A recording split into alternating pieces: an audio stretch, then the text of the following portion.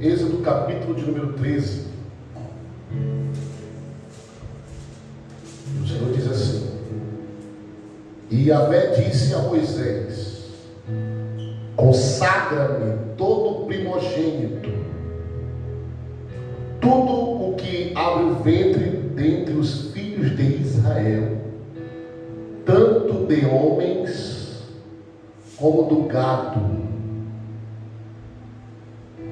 Então disse Moisés ao povo: recordai-vos deste dia, no qual saíste da terra do Egito, da casa da escravidão, porque Yahvé vos fez sair daqui por mão poderosa. Portanto, não comerão este dia pão levado. Este dia vos saístes no mês de Abib. Na sua Bíblia diz o que é? Vou explicar já o que é isso aí. Acontecerá que Yahvé vos introduzir na terra dos cananeus, dos hititas, dos amorreus, dos heveus, dos jebuseus, dos perezeus, como jurou a vossos pais, que vos daria uma terra da qual escorre o leite e o mel. Celebrareis esta cerimônia neste mesmo mês. Agora olha só quantos dias são. 7 dias comereis pão sem levedura, e no 7º dia celebrarão a festa de Yahvé. Comereis pão sem levedura durante os 7 dias, e não será visto por vós o pão levedado em todo o vosso território. Naquele dia comereis os vossos filhos, dizendo: isto fez por mim meu Deus, quando saí do Egito. E será que por ti, por sinal sobre tua mão, em um memorial entre teus olhos, para que a lei de Yahvé esteja em tua boca, porque te fez sair Yahvé do Egito com a mão poderosa. Portanto, guardarás esta ordenança e este estatuto ao seu tempo designado, ano após ano. E quando Yahvé te houver introduzido na terra dos cananeus, como jurou a ti e a teus pais, e a der a ti, tu separarás para o Senhor todo primogênito que abre o ventre, também tudo que nasce primeiro do gado que possuas, os machos serão por Yahvé. Todo primogênito macho gado que abre o ventre, resgatarás como um cordeiro. Opa! Queria muito que você riscasse isso aí.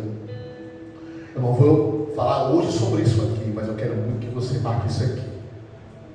Todo primogênito macho do gado que abre o ventre, resgatarás como um cordeiro. Você está entendendo? Você vai dar um cordeiro para resgatar o primogênito. Resgatar de onde, pastor? Você vai já saber.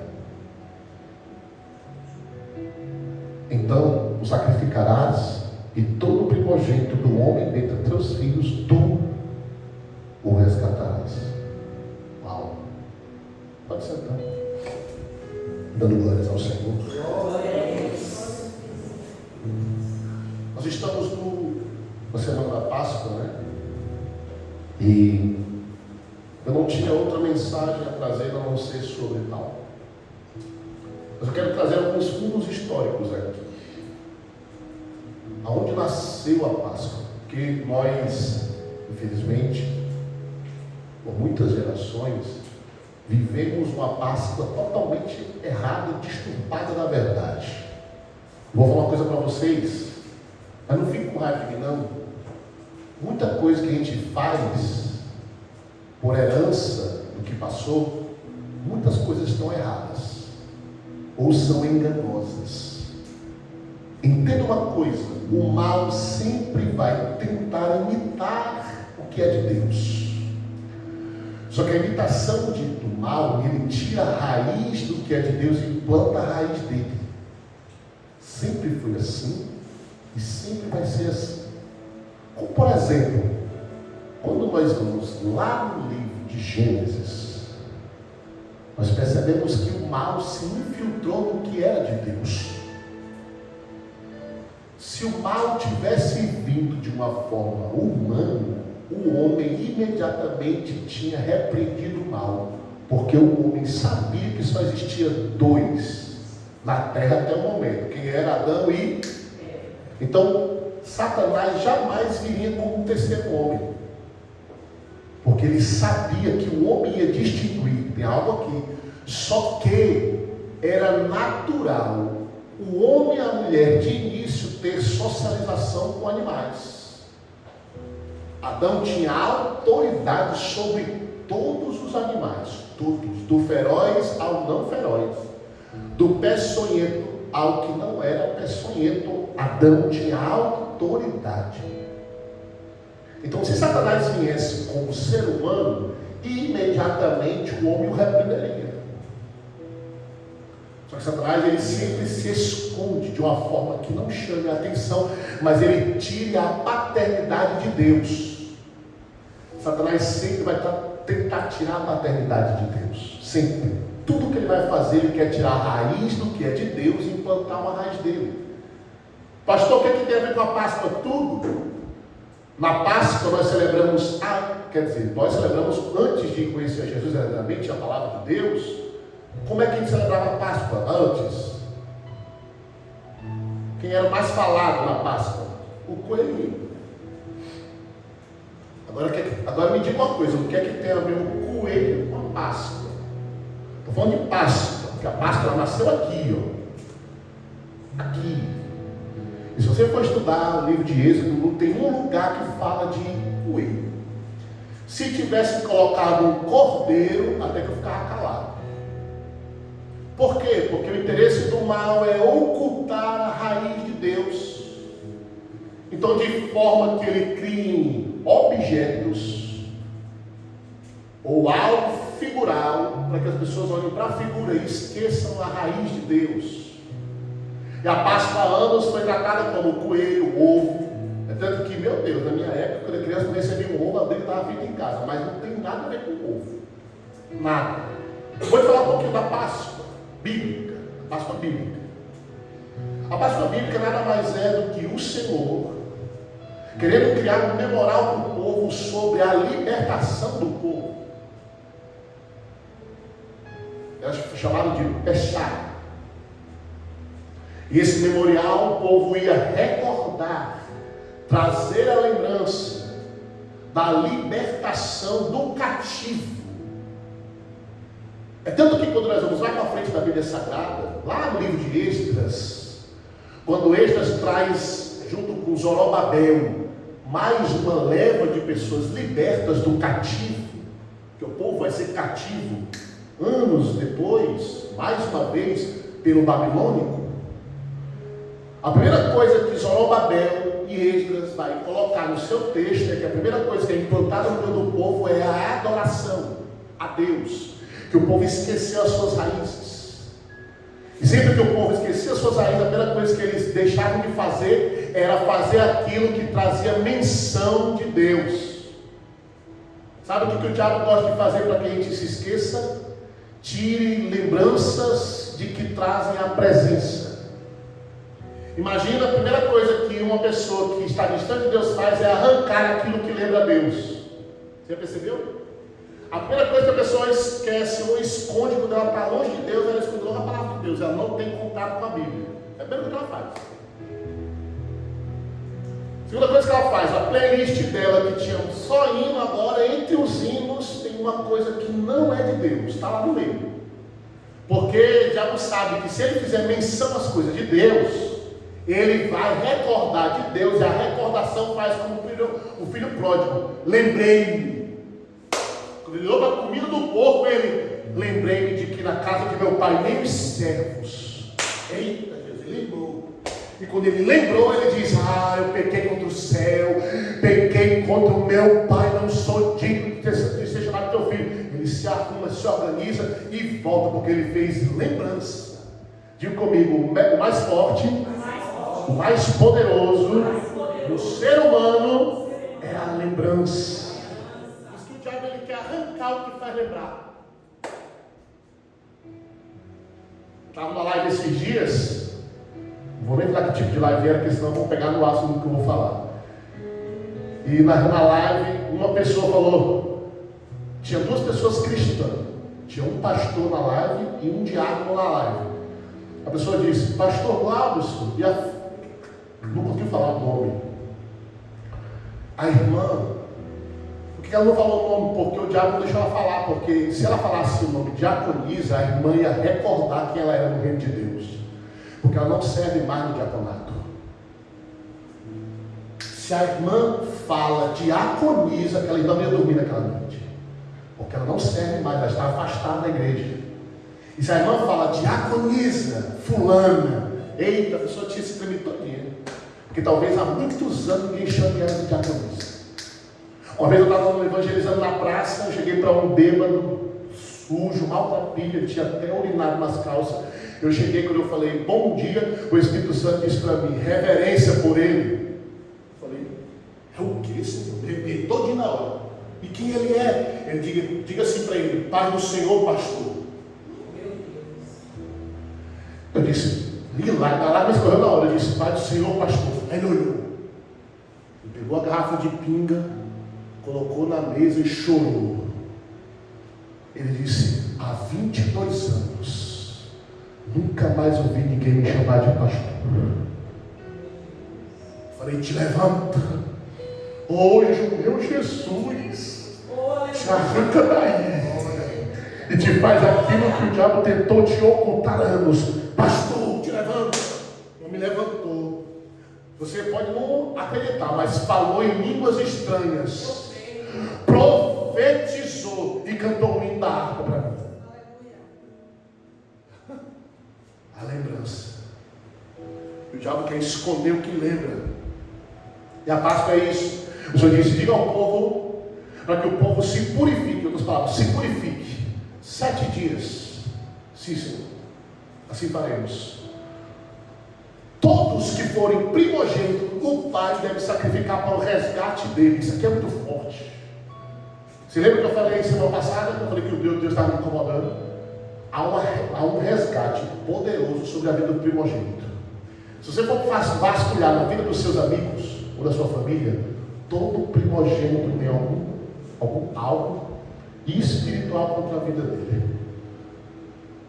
E existe só uma forma de arrancar ele da escravidão. Mas no próximo domingo eu falo sobre isso. Eu quero falar sobre a Páscoa. Quero só te deixar pensando sobre isso. Foi o Senhor que disse, dê resgate por ele, sacrifique pelo primogênito. Tem gente da nossa família que é primogênito e não sai da escravidão, falta de sacrifício. Forte, né? A Páscoa era nada menos que o povo fazer lembrança, menção da libertação. Só que antes eles lembravam o que era bom, eles tinham que passar pelas memórias ruins. E o Pachá, que era feito realmente entre março e abril, exatamente entre o dia 14 e o dia 15, vou dizer o que é para você. Para nós, abril é o 4º mês do ano, não é isso? 4º mês? Você sabia que para o judeu não é? Sabia que o ano novo judaico é agora? Para eles estão iniciando o novo ano agora, na Páscoa. Agora está nascendo o novo ano para eles. Nosso calendário é romano. Nosso vira de dezembro para janeiro. O judeu não. Para ele o ano se iniciou na libertação. É por isso que o Senhor disse, faço nova todas as coisas. E é por isso que quando o Senhor falou para Jeremias, no capítulo 1, verso número 11, Jeremias, o que vê, eu vejo, Senhor. Tu vê o que? Uma vara de amendoeira, viste bem, porque eu velo pela minha palavra. O que tem a ver a amendoeira, pastor? A amendoeira simbolizava a virada de ciclo, a virada de coisas ruins passaram, o inverno temeroso passou, a neve destruiu, ventos, chuvas destruiu tudo, mas ela mesmo, glória, quando vinha que o servo olhava e via o broto nascendo, virou um novo tempo, virou um novo ano. Pastor, o que o Senhor está dizendo? Toda vez que eu olho para Jesus, glória, eu vejo que sempre terá uma coisa nova. Levanta a sua mão que eu vou profetizar. Quando você olha para Jesus, ainda que o passado te condene, ainda que coisas maltratar você, mas quando você olha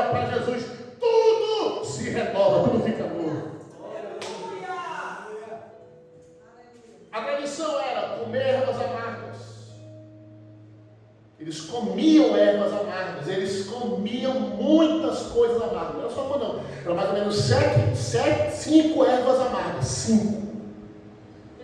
E cada erva tinha uma simbologia: a opressão, a depressão, a escuridão, os maus tratos e a escravidão. Só que passava a hora da erva amarga. E agora eles iam comer o que era doce. Não vou falar de novo não, quem pegou, pegou. Deixa eu falar uma coisa para você. É tanto que a promessa do Senhor para esse povo era uma. Olha o que ele enfatizava. Deus enfatizou várias vezes: a terra que mana leite e mel. Porque ele queria tirar deles a raiz forte da dor. E só tira o gosto da dor com mel. É onde? Você quer comer uma coisa amarga? Você come uma amarga, você pega quando você pega e rapaz, me dá um docinho aí para vai comer? Nessa. Então a Páscoa era eles passarem pelo amargo. Mas no final do amargor tinha um doce. Segunda coisa que a Páscoa tinha que fazer, eles fizeram isso. Era a única forma de ter libertação. Eles ainda estavam dentro do Egito quando o Senhor dá outra ordem. Qual é a outra ordem, pastor? A outra ordem era passar o sangue do cordeiro emolado. E o cordeiro tinha que ser limpo, puro, sem ruga, sem mácula, do jeitinho que Isaías escreveu. Esse cordeiro era emolado e o sangue tinha que ser aspergido no umbral da porta. Para quê, pastor? Para que quando o anjo do Senhor, não era o anjo do diabo não, era o anjo do Senhor, passasse, a casa que fosse marcada pelo sangue, nessa morte não entraria. Agora, onde o sangue não estava, todo primogênito de novo, morreria. Então, a Páscoa do judeu é ervas amargas, lembrança do que se passou, escravidão, dor, tristeza, angústia. Salmo de número 126. Kelvin, lê bem alto para nós. Esse salmo foi cantado pelo povo saído da Babilônia.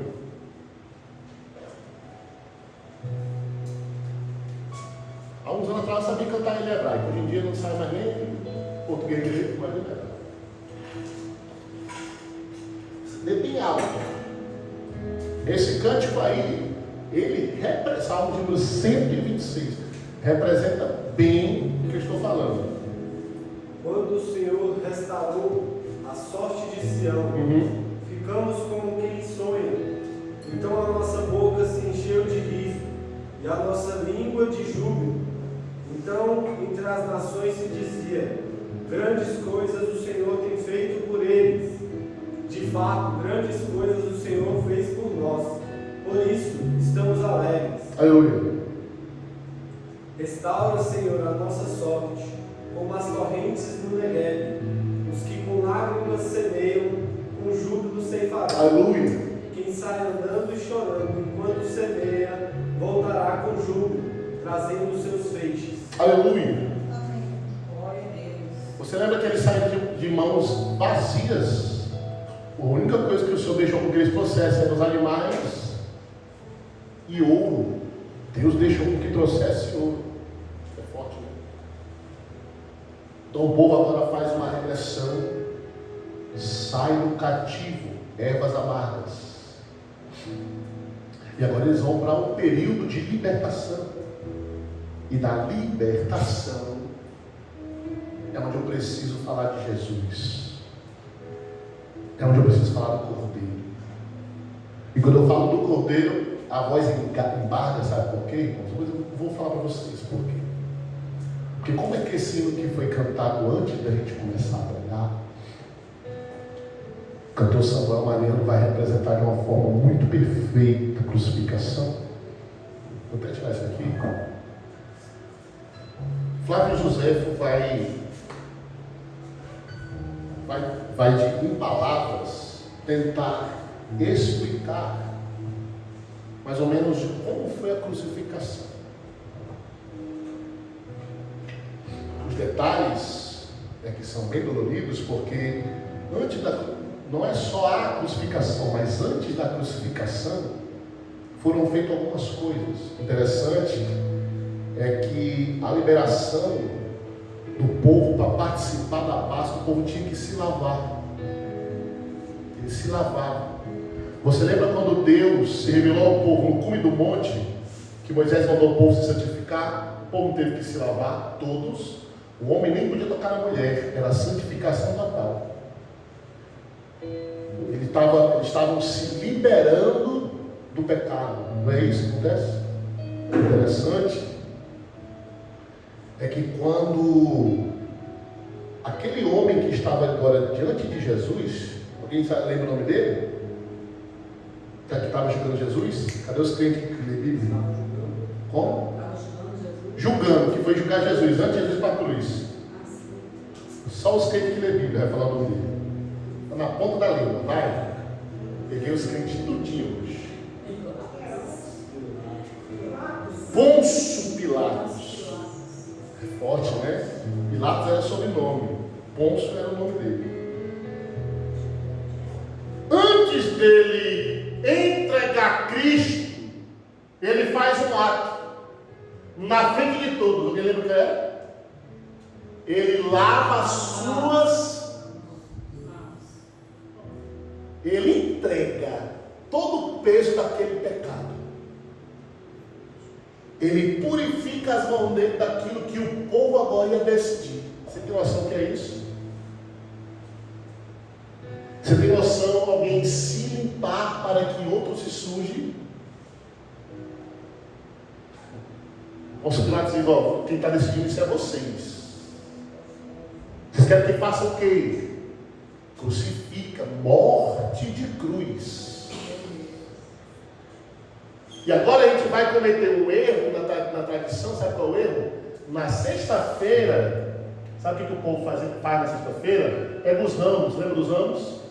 Maranata, Maranata, ora vem, Senhor. Não fazem isso na Páscoa. Só que o povo não entende que quem estava na porta da cidade gritando Maranata era o mesmo povo que, enquanto o Pôncio Pilatos estava lá, dizia: crucifica ele, solta Barrabás. Você entende que a gente faz as coisas de forma simbólica, nem tem a simbologia das coisas. Eu não posso mais pegar em ramo, porque a minha mão que pega, eu estou me incriminando. Eu estou dizendo para os meus atos que eu tenho hora que, e a gente faz isso todo dia mesmo, tem hora que eu vou lá e digo: Jesus, eu te amo. Daqui a pouco eu estou dizendo, estou lá com as minhas atitudes. O apóstolo Paulo diz: crucificamos ele todos os dias. É forte, né?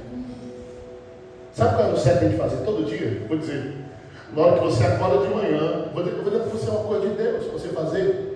Quando você acordar de manhã, a gente tem o hábito de lavar o rosto, né? Lava o rosto. Quando você for lavar as mãos e lavar o rosto, diz: Senhor, perdoe de todos os meus pecados. Senhor, eu tenho consciência do que eu faço de errado. Me perdoa. Pastor, e aí depois muitas pessoas têm o costume, depois de escovar o dente, lava o rosto, lava a mão, faz o quê? Vai tomar um belo um banho. Só não toma café para dar corda, não é? Alguém ali revelou que não toma um banho para dar corda. Vai lá e toma um banho agora, não só as mãos, não só o rosto, vai fazer como Pedro disse: Pai, não lava-me só os meus pés, mas lava-me de corpo inteiro. Senhor, me perdoa de tudo que eu fiz contigo ontem. Imagina se a gente fez isso todo dia. Talvez a gente contava até melhor. Anulação de pecado. E aí Cristo agora vai fazer com que realmente o povo decida. E Pôncio, há uma atitude de Pôncio Pilatos. Eu acredito muito que aquele homem, eu acredito que aquele homem, quando olhou aquele homem que com a sua presença Imagina a presença. Não, peraí. Chega até perto de vocês. Imagina você diante de Jesus. Imagina como era a presença dele na tua cara. Ele olhando para você e ele quer dizer assim: eu só preciso que você me diga uma coisa para não te crucificar. Jesus disse: não está na tua autoridade o que me fazer, mas na mão de meu Pai. Mas ele não se tremendo todinho. Eu fico imaginando que a presença de Cristo tem só coisa sobrenatural. Ei, aquela mulher quando tocou na túnica dele, ela foi curada. Eu tenho certeza que havia, como há ainda hoje, poder na presença de Jesus. Eu fico imaginando aquele homem tentando se liberar daquilo e Cristo dizendo: faça o que tem que fazer. Porque primeiro ele começou desdenhando, dizendo: é tu que é o rei dos judeus. E Jesus deu só uma resposta para ele: tu dizes. Com a tua boca que tu vai dizendo isso. Eu não lembrei que dizer nada. Porque o meu reino, ele diz, o meu reino não é daqui desta terra. Oh glória! Oh, aleluia! E ele é lançado na mão dos malfeitores. Sabe o que eu acho lindo de Jesus? Sabe o que eu acho perfeito de Jesus? É que eles podiam colocar todos diante dele para a escolha da troca da cruz. Mas Jesus faz com que eles escolham o pior, o mais temido daquela época, onde todos tinham medo dele, porque muitas coisas más ele fazia. Quando é colocado um do lado do outro, e Pôncio pergunta: vocês querem que libere quem? E eles gritam: crucifica ele, solte Barrabás. Eu fico olhando para os soldados e dizendo: esse aqui só pregou, só ensinou, só curou. Esse aqui fez tudo o que não prestava. E o povo escolhe ele. E eu fico imaginando Jesus dentro da alma dele dizendo: mal eles sabem que a cruz não é só para os que estão aqui me negando, mas é para o pior dos malfeitores. A libertação, oh glória, é para o pior, não é o melhor, não é só aquele que enganou alguém, que tem uma dívida no banco. Não, é isso que mexe com a mente de muita gente, porque a misericórdia de Deus, ela alcança do pequeno ao grande, do maligno, aquele que fez a pior atrocidade que você colocar na sua mente ali. Jesus deu por ele também, de glória a Deus por isso. Isso me constrange, pastor, porque se fosse por nós, a gente quer que o mal se dê muito mal. As pessoas veem alguém que foi lá, tem que pegar ele, jogar dentro da prisão e lá matarem ele. E Jesus olha no céu e diz: não, eu quero libertar ele. Isso é amor de Cristo. É misericórdia. Quando ele estava lá diante do povo, diante de Pôncio Pilatos, ele olhou para Barrabás e olhou para mim e para você. Ele olhou para a cruz, para Barrabás, para mim e para você, para aqueles dois ladrões. Mas o que o Senhor está dizendo? A libertação não era só para mim, mas também para Barrabás. Não era só para você, oh glória, mas para o pior dos malfeitores. A cruz é isso. Oh glória, bendito seja Deus. Pegam ele, Lorena, levam ele para o pátio. No meio do pátio, um tronco, só os piores deitavam sobre aquele tronco. Colocaram os braços dele sobre o tronco. E um dos soldados pega um negócio chamado agora azorrague. Como o pastor cantou no hino. Tiras de couro, não só para segurar o osso, não só para segurar os chumbos, mas o couro também cortava. Já viu o poder de um chicote de couro? Você já viu o poder do chicote de couro? Já pegou uma lapada de couro? O couro, onde ele bate, ele corte. Onde ele bate, ele corta. Quando ele não corta, isso aqui é o mal do couro. Porque você acha que cortar é aparecer uma brecha, né? O mal do couro é isso. Ele bate por cima e corta por dentro. Em cada ponta um osso. Desse jeito aqui, ó, com ganchos. E todos recebiam a mesma moeda. Qual era as fatias? batidas, 40 menos uma. A Bíblia que diz, 39 eram as chibatadas. Só que antes, a cruz, porque não queriam zombar dele, colocaram sobre ele uma veste. Uma veste é depois. Vamos por parte. Colocaram a cruz sobre a cabeça dele. Vou falar de Flávio José, tá? Flávio José vai descrever, contemporâneo de Jesus Cristo, vai descrever que o espinho da cruz entrou dentro do globo ocular esquerdo de Cristo. Mais de 2,5 centímetros de espinho. Agora eu fico imaginando você tentando enxergar e um negócio como um espeto de churrasco entrando dentro do seu globo ocular. Flávio José descreve que em uma das chicotadas, está gravando, vou ter que tirar o microfone completo para você, porque eu quero que você escute todos os detalhes. Uma das chicotadas, Flávio José escreve, pega debaixo da coxa esquerda de Cristo e arranca um dos seus testículos.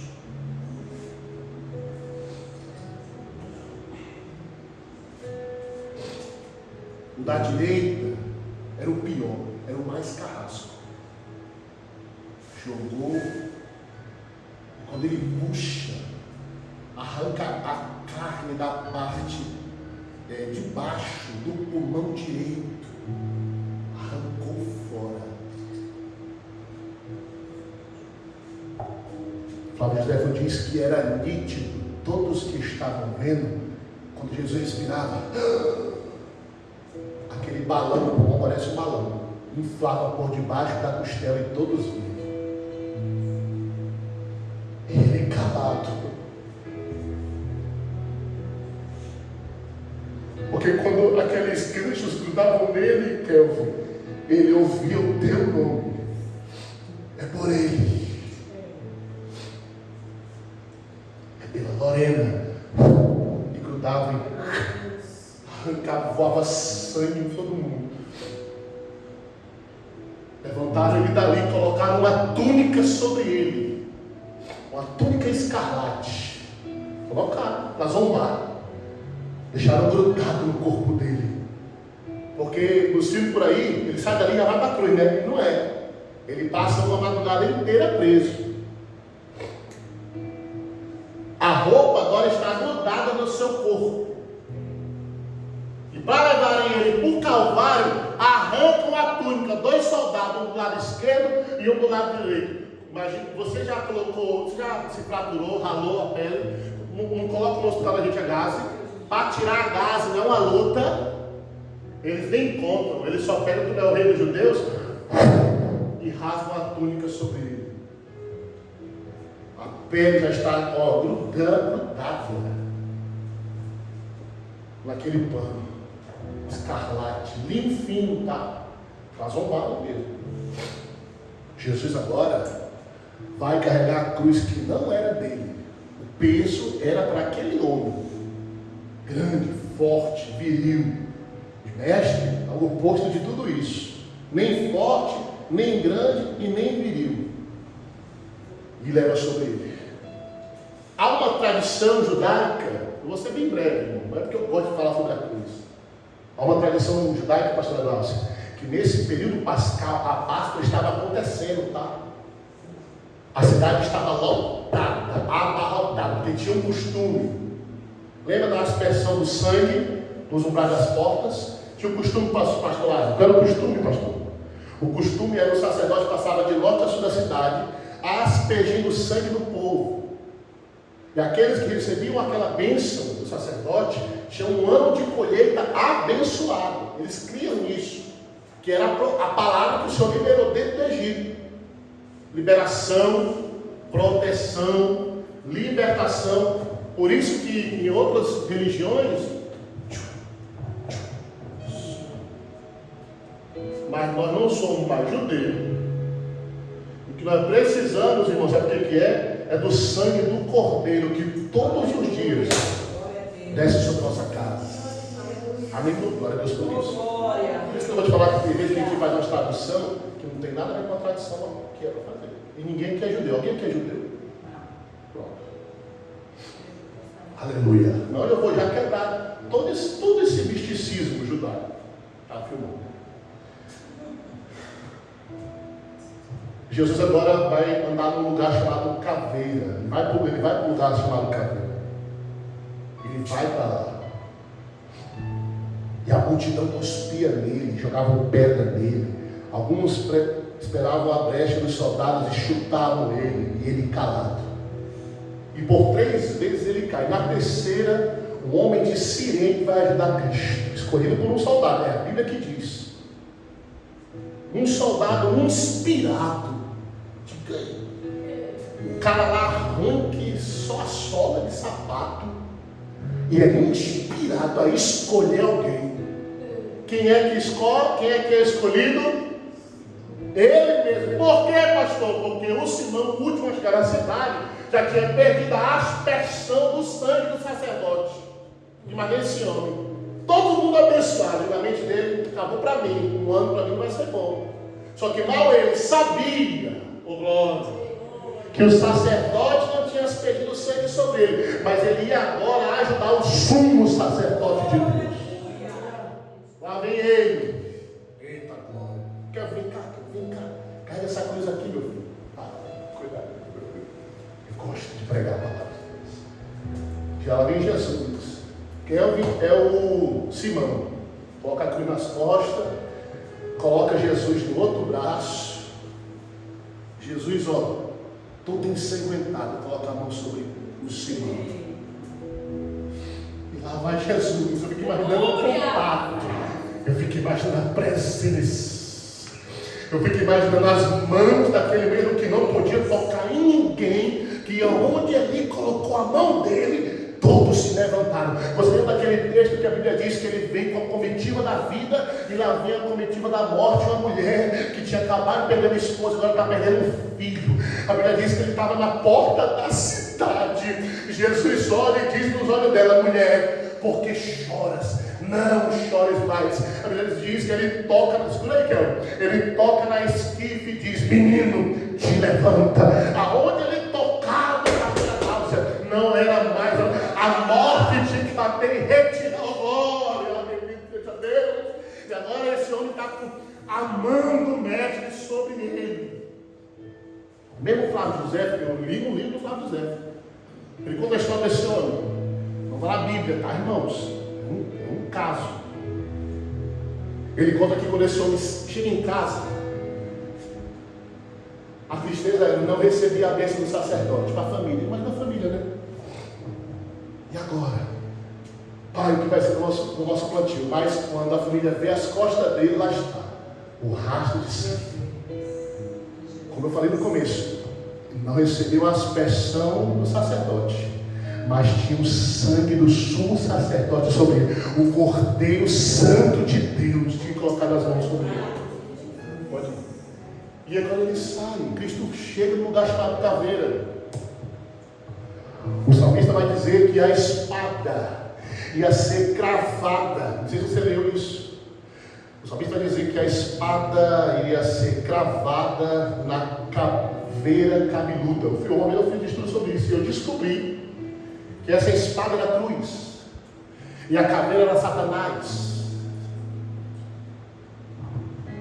Caveira, por isso que o monte chamado Caveira, a cruz, a espada. Oh glória! Vou falar para vocês. Aqui é uma enxurrada de informação, mas eu vou falar. Você lembra quando Adão e Eva saem do jardim? O que acontece? Quando eles saem, o Senhor fecha o jardim com fogo. E 2 querubins de Deus ficam na porta. É ou não? Ninguém já leu isso aqui? Está lá, na Bíblia Sagrada. É fechado no Éden, aquele dia. Quando Jesus, depois de dar os braços que ele dá na cruz, que são alguns, vai acontecer algo no paraíso. O paraíso tinha sido selado, fechado com a espada e os 2 anjos. Vai acontecer agora algo espiritual, poderoso. A primeira coisa, pastor Glaucia, Jesus ele libera uma palavra sobre João. João, eis aí a tua mãe. Para Maria ele olha e diz: mãe, eis aí o teu filho. Jesus estava falando de cuidado. Assim tinha que ser a igreja, um cuidando do outro. Só que para a igreja ser cuidada como Maria, a igreja tem que estar santificada.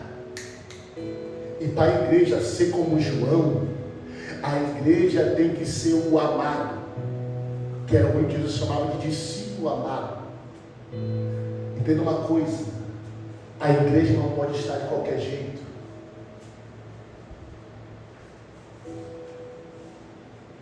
João, sabe quem era João, pastor Glaucio? Era aquele que deitava a cabeça sobre o peito de Jesus. E muitas vezes a gente quer deitar sobre as mãos, mas não quer o peito. Sabe o que é deitar sobre as mãos? Pai, eu quero aquilo que o Senhor me dá. E sabe o que é deitar no peito? Vou falar para vocês. Levanta aqui, cara. Faz todo mundo em silêncio. Quando tu ficar aqui, pelo menos assim, aqui no meu peito, qual é a primeira coisa que tu escuta? A batida do coração quer dizer conexão, contato. Então, sabe o que o Senhor diz na palavra dele? Buscar-me-eis e me encontrareis quando buscardes de todo o vosso conexão. A igreja, para ser como que Cristo disse para Maria e para João, tem que estar aqui, ó, primeiro. E sabe quem é que deita a cabeça aqui, ó? Quem faz a vontade. É ou não? Jesus está dando para nós que para que nós sejamos uma igreja limpa, pura, adornada e preparada, temos que fazer a vontade. Porque queremos o que Cristo dá, só não queremos fazer a vontade. E receber não é sinônimo de obediência. Porque essa hora, enquanto nós estamos aqui na santidade, buscando a Deus, passear daqui a pouco, tem ímpio que está aí fora essa hora, se prostituindo, se drogando dentro de uma Ferrari. Ele tem. E a conta assim, ó. Ter não é sinônimo de bondade. Ter não é sinônimo de obediência. Jesus está na frente de uma igreja, no capítulo 3 de Apocalipse, a igreja mais rica desse lugar. Jesus está lá, a igreja que depende, todos tinham negócios e prosperavam ricamente de fábrica têxteis, pastor Glaucio. Jesus está na porta e diz: eis que estou à porta e bato. Presta atenção. Aquele que ouvir a minha voz, não é só abrir a porta, e abrir a porta, eu entrarei, cearei, e ele ceará comigo. Tem que ouvir, e só ouve quem deita no peito. É por isso que todos os discípulos, só um não morreu de morte terrível. Quem foi? João. Forte, né? Vamos passar para o próximo. Jesus agora, pastor Glaucio, ele vai falar um dos brados mais difíceis do Calvário. Oh glória! Eloi, Eloi, lama sabachthani. Quer dizer, Deus meu, por que me desamparaste? O céu estava agora, o Senhor, o Pai, não conseguia olhar para a cruz, porque o pecado estava sobre ele, cravado sobre ele. O meu mestre se sentiu só naquela hora. O Senhor estava assim, ó. Deus só podia voltar a olhar para ele de novo quando ele desse o penúltimo brado, porque o último era assim: Pai, me entrega a mão, teu meu espírito nas tuas mãos. Ele não fala isso? O último. Mas o penúltimo ele diz: teteles, está pago. Toda a dívida está paga. Está lá o credor, vinha na casa da Lorena. O credor vinha na casa da Lorena e estava lá. Ele chegava lá: Lorena, e aí, vamos, está aqui a tua dívida. Segura aqui, meu filho. Ia lá e pregava, lá na porta da Lorena. Todo mundo que passava na cidade olhava e dizia: eita, Lorena está toda endividada. Fulano passou aqui, comprou colchão, comprou móvel novo, comprou pegado, tudo dinheiro emprestado. Está aqui. Quando era pago, ele vinha, riscava um X em cima e escrevia Tetelestai. E ficava ali mais 7 dias. Está pago, não deve mais absolutamente, sobre ele estava lá. Todas as nossas dívidas, a minha e a sua, tudo que a gente iria ainda fazer, que nós ainda nem nascidos estava, mas o nosso pecado estava lá sobre ele. Quando ele disse Tetelestai,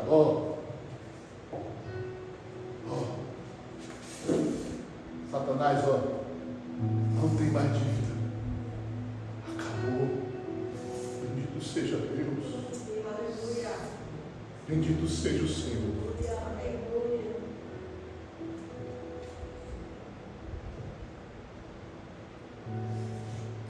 Jesus vai pegar as ervas amargas, levar tudo sobre ele. É tanto que os discípulos acharam super estranho quando ele senta na mesa. Isso aqui é muito lindo. Kelvin, senta comigo aqui, por favor. Pega a tua cadeira. Já vou celebrar assim. Jesus faz isso aqui. Ele manda preparar a mesa. Ele pede os itens da mesa: o suco de uva e o pão. E os discípulos ficam tudo, calma aí, Jesus está, tem alguma coisa aqui errada. Porque todo judeu, na Páscoa, e quando Jesus faz a mesa antes da cruz, é Páscoa. Então eles esperavam o que na mesa? Ervas amargas. Você está entendendo o que eu estou falando? Só que quando Jesus manda preparar o pão e o vinho, que era o suco de uva, sem álcool, os discípulos olham e dizem: tem alguma coisa aqui. Jesus estava dizendo para eles: a partir de hoje, esqueça o amargor, esquece, passou, eis que eu faço nova todas as coisas. É por isso que nós devemos entender que tem tradições. Não tenho nada contra quem tem essas tradições, estou falando de quem é cristão. As tradições, elas morrem quando Cristo faz isso aqui. Porque agora, no lugar do amargo, quem fez o amargo, quem passou pelo amargor foi Ele, por mim. Você está entendendo o que eu estou falando de glória a Deus? Glória a Deus. Não foi os meus pais da fé lá, não. Foi Ele. Ele levou todo o amargo sobre Ele. E aí Cristo vai lá e faz algo ainda mais forte. Ele pega o cálice.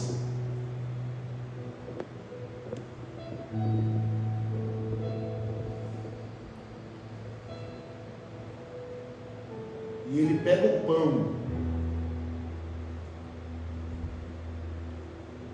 Ele diz: vocês estão vendo esse pão? Sim, mestre. Esse pão será partido por vós. Tomai e comei todas as vezes, para fazer memória de mim, e não do Egito, e não do passado, mas de mim. Tu vai ser Pedro de João, tá? Porque o bocado de pão que ele deu foi para Judas. Não é Judas não, em nome de Jesus. Aquele que pegar no pão comigo agora, esse é o traidor. E ele entrega para o traidor. Só se soltava o primeiro pedaço de pão para quem tinha honrarias, autoridade. Jesus respeitou a autoridade e honrou o primeiro pedaço de pão. Para quem? O traidor, que estava tudo articulado. Nós devemos aprender com Jesus. Porque às vezes a gente quer se desfazer dos malfeitores. Jesus colocou o malfeitor na mesa. De quem? Sabe qual é o nome disso? Misericórdia. Favor imerecido. Ninguém merece. Ele dá o pão para ele. A Bíblia diz: ele tendo dado graças, partiu e disse, né? Esse é o meu corpo que é partido por vós. Comai todas as vezes, para fazer memória de mim. Os discípulos tudo assim, ó, atônitos. Cadê as ervas amargas? Cadê? Jesus aqui, ó. E na mesma proporção, ele tomou o cálice e disse: esse é o cálice da nova aliança. A discípula já ouvi isso. Aonde? Está lá, na Torá. Aonde? Em que lugar? Está lá, o Senhor disse: Noé, todas as vezes, Noé, que se levantar o arco-íris dos céus, lembre-se da minha aliança convosco. Aí o Senhor disse: aqui não tem mais arco-íris, não. Isso é passado. A aliança agora está aqui, ó. Ele diz: em meu sangue. Oh, glória. Pastor, então você olhar para o arco-íris? Não, é aqui, você olha para o sangue. O sangue foi derramado até a última gota. Aleluia. Bendito seja o nome do Senhor. Ele pegou o cálice e disse: esse é o cálice da nova aliança. Fique de pé em nome de Jesus.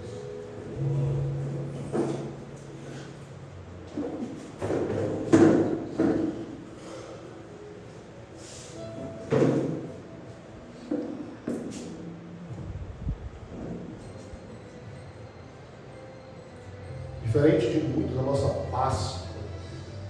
Páscoa pessoal, eu vou dizer assim. Até falei uma vez com a Lorena, com as ovelhas, que o certo era a gente fazer isso aqui sempre com a família, cear com a família, para fazer com que os pequenos e os grandes entendam quem é Jesus, qual a importância disso aqui. A nossa Páscoa, que era nada mais menos do que a liberdade, a libertação, o cordeiro, tinha que ser semanalmente. Todo domingo, certo, era para ser lá, sentar, fazer menção do Senhor. Você entende o que eu estou falando? Bendito seja Deus. Então, quando você estiver na sua casa, tem um costume, pelo menos um domingo, compre um pãozinho pequeno, um suco de uva, e celebre com sua esposa, seu esposo. Já é a segunda vez que eu falo isso para a igreja. Faça isso para que Cristo sempre esteja no meio de vocês. Para mim, tinha que ser direto, todo domingo. A gente faz isso de forma simbólica, mensalmente. Porque foi assim que foi otorgado por nós a igreja. Isso aqui para nós, irmãos, é o maior símbolo pascal, que é a ressurreição. Nós cremos na ressurreição. Cremos no Cristo que morreu e ressuscitou. Quando ele desce do Calvário, irmãos, enrolam eles, lavam o corpo deles com ervas finas, e agora eles vão lá e enrolam panos sobre ele, 2 panos, um no rosto e um no corpo. E agora, quando Maria entra lá dentro do túmulo, no domingo de manhã, estava lá os panos dobrados como esse pano, dobradinho, dobrados, não estavam jogados. E há uma tradição que acreditam que quando a gente vai num lugar, não é aquele lugar chique, quando você pega um pano de qualquer jeito e você joga ele assim de qualquer jeito, você não gostou daquele lugar, você não volta mais. Agora, se você dobra e bota no canto do prato, sabe o que quer dizer? Eu voltarei. Quando Maria olha para aqueles panos dobrados, estava dizendo: já eu volto nesse lugar. Ela sai da porta, está lá. Está lá quem, pastor? O jardineiro de Deus. Porque o primeiro jardineiro, irmão, falhou, ele errou. O segundo jardineiro embolou o seu próprio irmão e derramou sangue no chão. Bendito seja Deus. O jardineiro, pastor Glaucio, ele tem que regar o que é de Deus com água. É assim ou não? Mas aí vem Jesus lá no Calvário, pastor Lázaro. E quando os soldados falam: ei, vê se realmente ele morreu, pegam a lança e cravam nele, jorra sobre o rosto dos soldados. O que? Alguém sabe dizer? Água e sangue. Água e sangue. Era o jardineiro já purificando a terra com a água, que era o Espírito Santo. E o sangue, a libertação de quem estava cativo. E agora é o terceiro dia, o jardineiro vai lá, se encontra com a sua serva. E ele confirma tudo aquilo que ele havia prometido. Pastor, onde o senhor quer chegar? Eu quero chegar para você e dizer que hoje nós estamos aqui na mesa dele mais uma vez. Testificando para o céu e para o inferno ouvir que nós acreditamos que ele morreu, mas ao terceiro dia ele ressuscitou e que ele virá buscar a sua igreja. E nós fazemos todo mês aquilo que ele ordenou. Façam isso em memória de mim até que eu venha vos buscar. E nós estamos aqui. Bendito seja o nome do Senhor. Levante a sua mão em nome de Jesus. Hoje você veio provar para o inferno e para o céu e para os homens que você crê na existência de Jesus Cristo, que você crê que Ele é o seu Salvador, oh glória, que você crê que Ele ressuscitou ao terceiro dia e que Ele irá vir lhe buscar no dia marcado por Ele. Bendito seja o nome do Senhor. Se você puder, durante alguns segundos, glorifique o nome dEle. Agradeça a Deus porque você está vivo, que você está se adornando, esperando por Ele, oh glória. Espere pelo Senhor, igreja. Ele não tardará, Ele vai voltar para buscar a nossa igreja. Você é a geração do arrebatamento. Eu creio no arrebatamento da igreja. Eu creio que o Senhor virá nos buscar. Aleluia. E Ele enxugará toda a lágrima dos nossos olhos naquele grande dia. Não haverá mais dor, Lorena. Não haverá mais dívida, porque todas elas serão pagas. Não haverá mais tristeza, não haverá mais dor, não haverá mais enterro, nem luto, nem choro, nem pranto, porque eis que Ele faz coisas novas. Nós estamos aqui essa noite, agradecendo ao Senhor, bendizendo o nome dEle pelas suas maravilhas. E essa noite nós iremos, em nome de Jesus Cristo, nós iremos agora participar da mesa do Senhor. E eu quero que você observe atentamente. Pode ser livre.